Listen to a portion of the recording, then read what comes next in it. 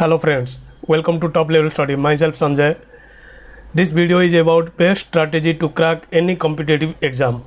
Following which I have cleared many exams like CGL, DMRC JEE, SBI Junior Associate, IBPS Clerk, etc. Watch this video till end and follow the strategy to boost your preparation for the upcoming exams. Let us start the video. Today's thought of the day is वक्त ना गवाओ निश्चिंत करने में भविष्य में करना क्या है, वरना वक्त निश्चित कर देगा कि आपका भविष्य क्या है। इसी के साथ हम अपना वीडियो शुरू करते हैं।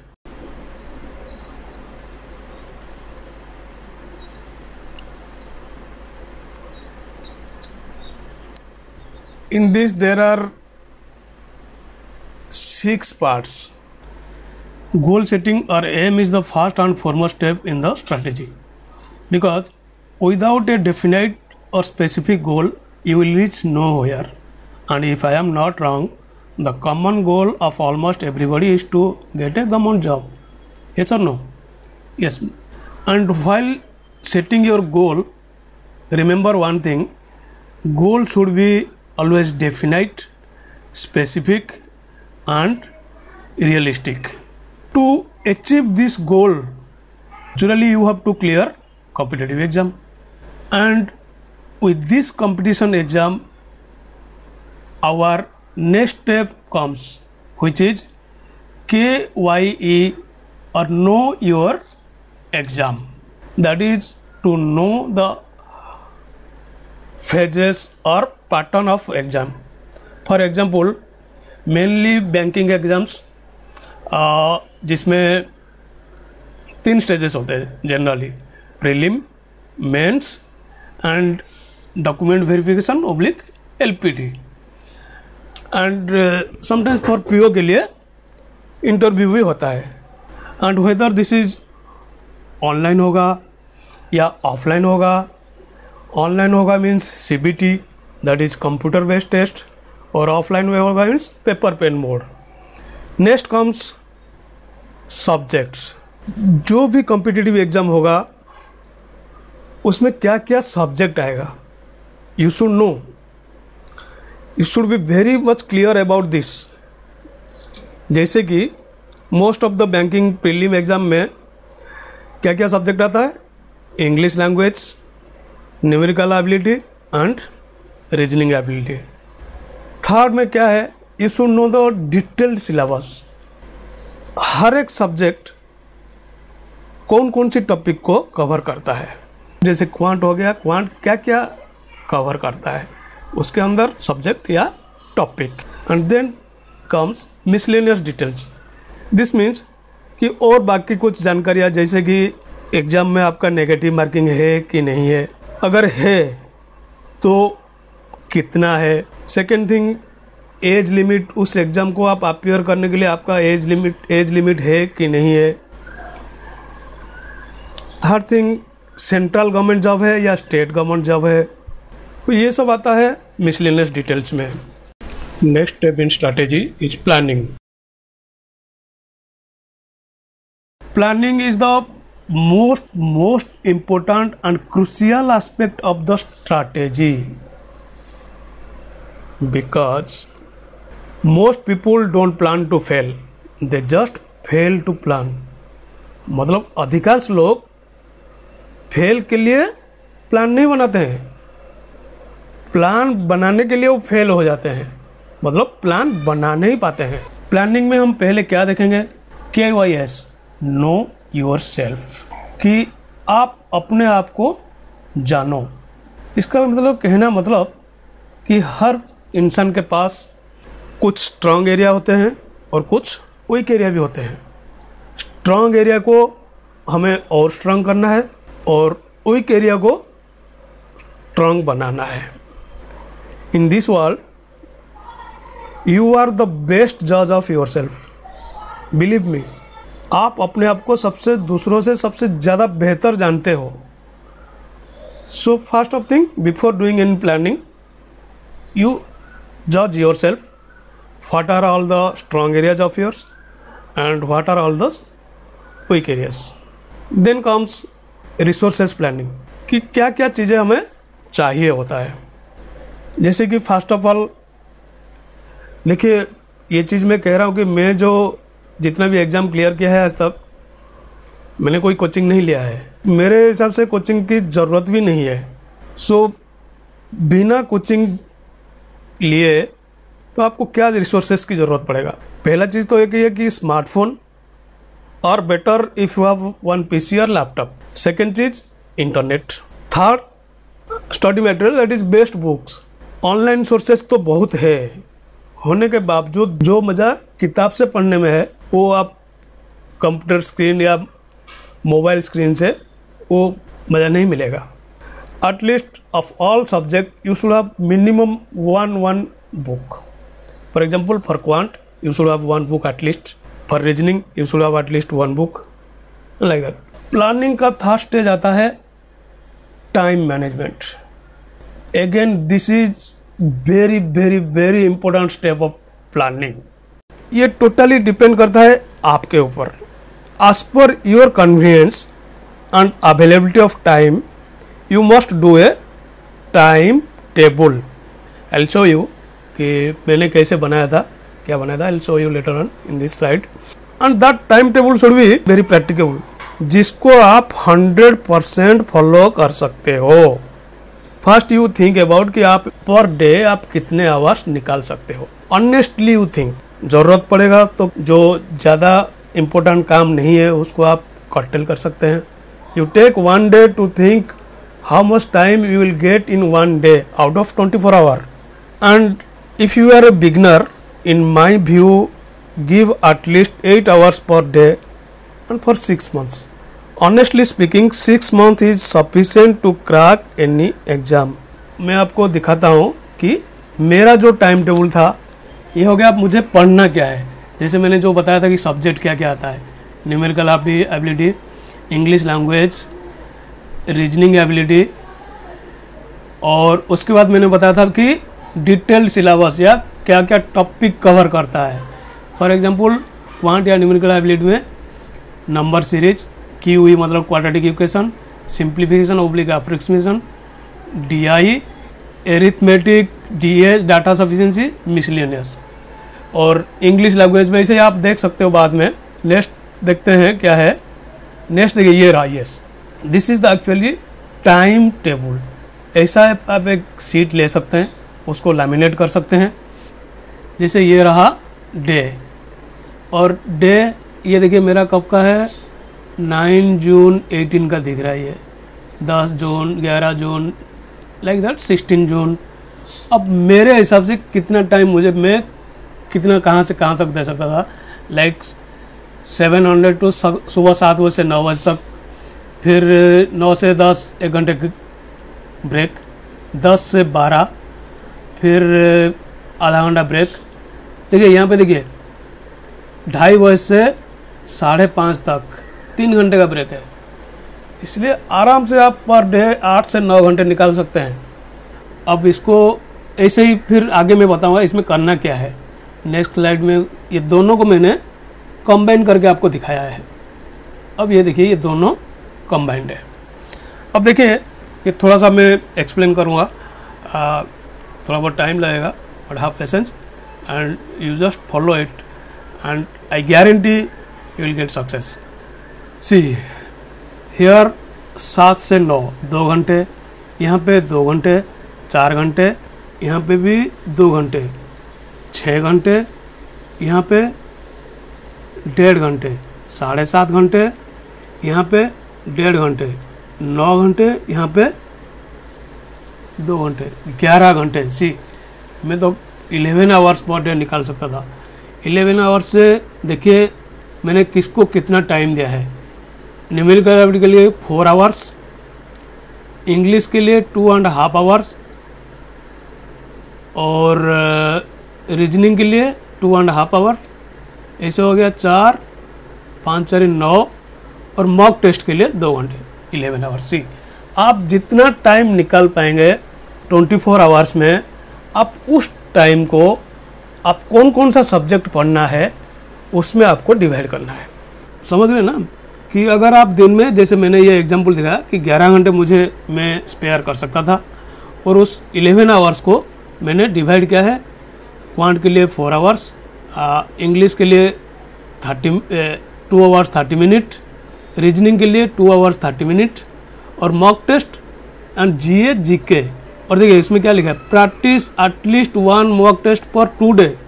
आई अमेंड इट, पर 2 डे नहीं, if you are preparing for pre at least it should be पर 1 day, and if you are preparing for mains at least 1 mock test पर 2 डे। अब उसके बाद करना क्या है, उसके बाद देखिए जरूरी नहीं कि कोई बताते हैं कि सुबह 7 से 9 बजे तक ये पढ़िए वो पढ़िए वो पढ़िए, ऐसा नहीं है। आप उसके बाद टॉपिक वाइज फिर उस टाइम को सब डिवीजन कर लीजिए। जैसे कि मैंने क्वांट में जो 4 घंटे देना था मुझे, 4 घंटे में से मैंने दिया क्या, रिवीजन और नोट में 30 मिनट, नंबर सीरीज में 30 मिनट, ऐसे इसको मैंने सेपरेट कर लिया और ये टोटल 4 घंटे हुआ। अब मैं क्या करता था, देखिए यहाँ पे देखिए 10 जून 2018 को पहले 7 से 9 देखिए मैंने क्या पढ़ा, क्वांट पढ़ा, और क्वांट में 7 से 9 नहीं, मैंने 7 से 12:30 तक क्वांट में क्या पढ़ा, नंबर सीरीज पढ़ा, सिंप्लीफिकेशन पढ़ा, क्वाड्रेटिक इक्वेशन पढ़ा, और देन इंग्लिश में क्या पढ़ा, RC किया, क्लोज टेस्ट किया। अब जैसे ही मैंने क्वांट कर लिया, मान लीजिए उस दिन क्वांट का नंबर सीरीज कर लिया, सिंप्लीफिकेशन कर लिया, क्वाड्रेटिक इक्वेशन कर लिया, अब मैं क्या करूँगा, क्वांट का नंबर सीरीज के पास एक डॉट लगा दूंगा, देन सिंप्लीफिकेशन के पास एक डॉट लगा दूंगा, देन क्वाड्रेटिक इक्वेशन के पास एक डॉट लगा दूंगा। इसका मतलब मेरा जो आज दिन का जो टारगेट था वो मेरा इसका कंप्लीट हो गया है। बाकी जो टाइम बचा है बाकी करना है। Same thing if I have, मतलब मैंने अगर इंग्लिश पढ़ा है, इंग्लिश में RC किया है, सो इंग्लिश कहाँ गया, इंग्लिश इधर और इधर RC में मैंने टिक मार दिया। देन क्लोज टेस्ट किया, क्लोज टेस्ट मतलब प्रैक्टिस में आ जाता है, मैंने प्रैक्टिस भी किया। अब इसका मतलब आप खुद अपना टारगेट डिसाइड कर रहे हो कि मुझे आज इतना कंप्लीट करना है। इस टाइम टेबल से इस दोनों, ये तो मैंने एक सैम्पल दिया है और ये मैं सैम्पल का ये मैं फॉलो करता था। चीज़ और बताना चाहता हूँ, मैंने एरिथमेटिक मैथमेटिक्स यहाँ पे तो ऑलमोस्ट सबको सेम टाइम दिया है मैंने। इनिशियली अगर आप शुरू करते हो तो आप पहले मैंने बताया था कि आपका स्ट्रॉन्ग एरिया क्या है और वीक एरिया क्या है। आप जब ये बनाते हो, जब ये टारगेट सेट करते हो, तो आप कुछ ज़्यादा समय जो वीक एरिया को, जो भी आपका वीक पॉइंट्स है, जो भी जिसमें आप थोड़ा डाउन है, उसको दीजिए और उसको इम्प्रूव कीजिए। Remember one thing, you have to make your own time table yourself. I am repeating, yourself. आपको अपना टाइम टेबल खुद अपने आप को बनाना है। None other than you can make your time table. मैंने बहुत सारे चैनल्स में मैंने ये बताते हुए देखा है कि 30 days study plan, 15 days study plan. तो वो थोड़ी ना आपको थोड़ी जानते हैं कि आपका वीक पॉइंट क्या है, आपका ग्रे एरिया क्या है, आपका स्ट्रॉन्ग एरिया क्या है। वो कैसे आपके लिए स्टडी प्लान बना सकते हैं। तो इसलिए my sincere advice is don't follow those, you make your own time table and you follow that timetable. One more thing, give more time to your weak subject or topic, and every day you start your morning with that subject or topic in which you are good or comfortable, so that आपका mind fresh रहेगा और आपको boring भी नहीं लगेगा। क्योंकि जब आप कोई टफ टॉपिक या कोई सब्जेक्ट पकड़ लोगे तो आपका फिर पूरा दिन खराब हो जाएगा। तो इसलिए better you start your morning with जिस टॉपिक में या जिस सब्जेक्ट में आपका कमांड है। ओके, एक चीज़ और मैं टाइम टेबल के बारे में बताऊंगा कि आप एक बार टाइम टेबल बना ले तो, मतलब सब्जेक्ट्स या जो भी टाइम टेबल बना ले तो उसमें आप ऐसा नहीं कि 2 महीने 3 महीने या 4 महीने स्टिक रहो, मतलब उसी में ही बस। आप ज़रूरत के हिसाब से टाइम टू टाइम इसमें आप चेंजेस भी कर सकते हैं। फॉर एग्जांपल अब आपके पास प्री एग्ज़ाम आ चुका है, प्री एग्ज़ाम के लिए आप 7 दिन एग्ज़ाम के लिए कोई भी एग्ज़ाम 7 दिन बाकी है, सो उस 7 डेज के लिए आप एक अलग टाइम टेबल बनाइए।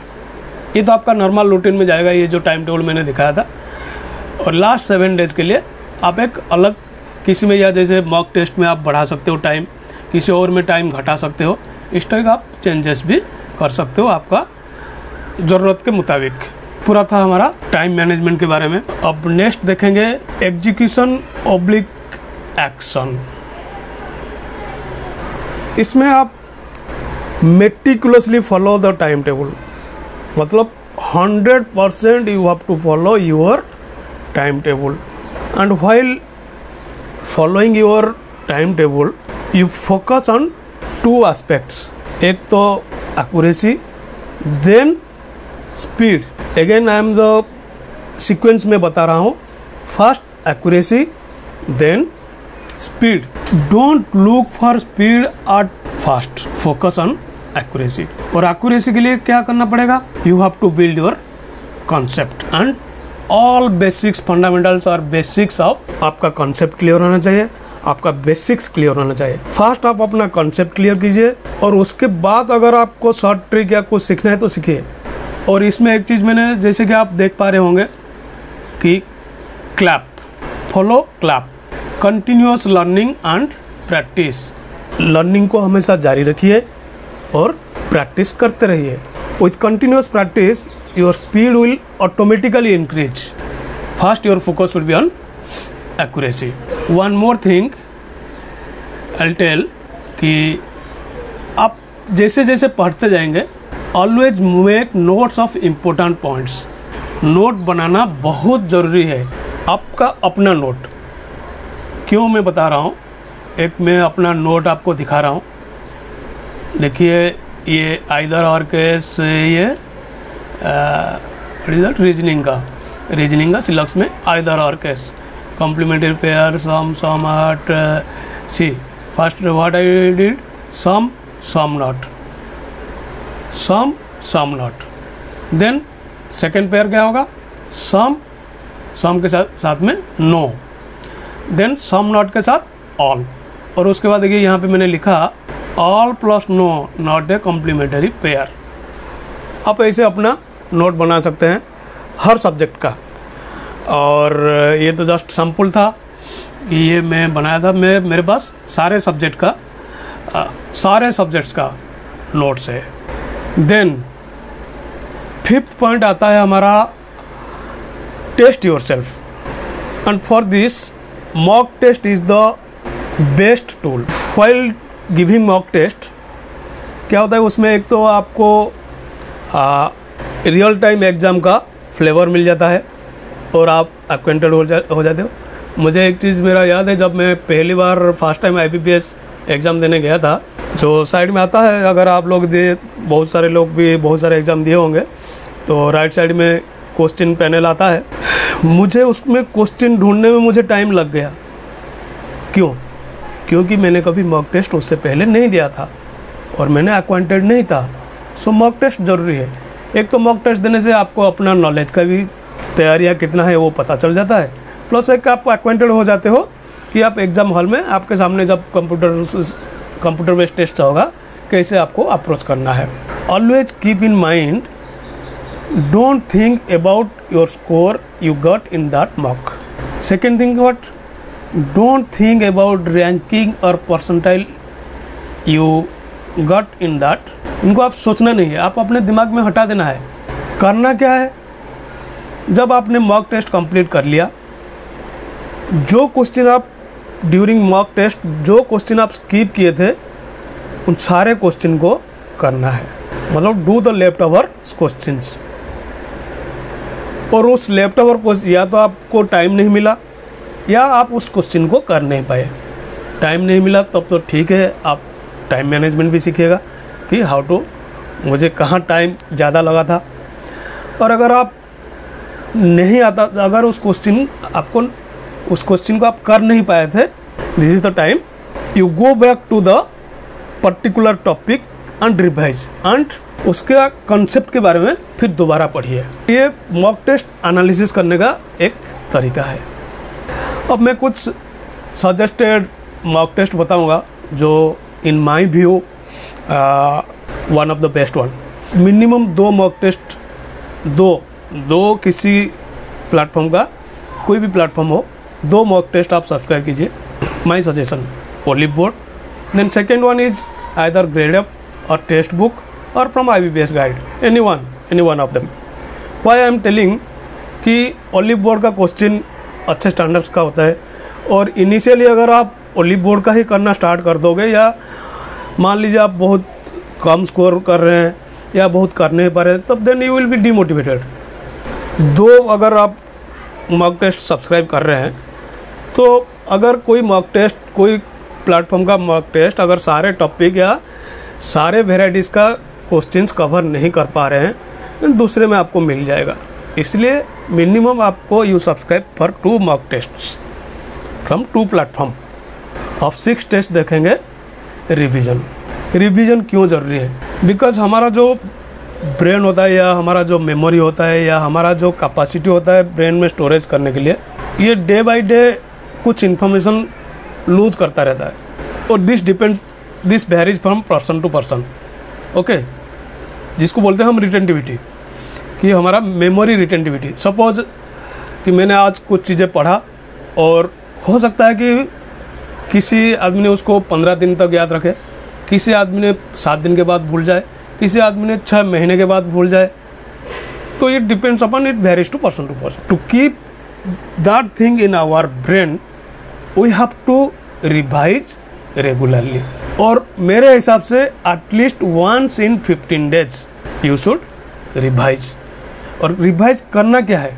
ऐसा नहीं कि पूरा यूट्यूब वीडियो खोल के बैठ गए, देख लिए, या पूरी किताब नहीं। जो आप नोट्स बनाए हो, उस नोट्स को आप रिवाइज कीजिए। So friends, please follow this strategy and definitely you will get the success.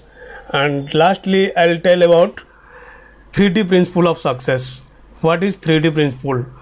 3D principle is determination, dedication, discipline. Friends, maintain these 3 things for a bright future. और हाँ दोस्तों, अगर ये वीडियो आपको थोड़ा सा भी अच्छा लगा होगा, या थोड़ा सा भी आपको मोटिवेशन दिया होगा, प्लीज़ सब्सक्राइब करना ना भूलें और शेयर ज़रूर करें। And thank you for watching, and all the best for your future exams.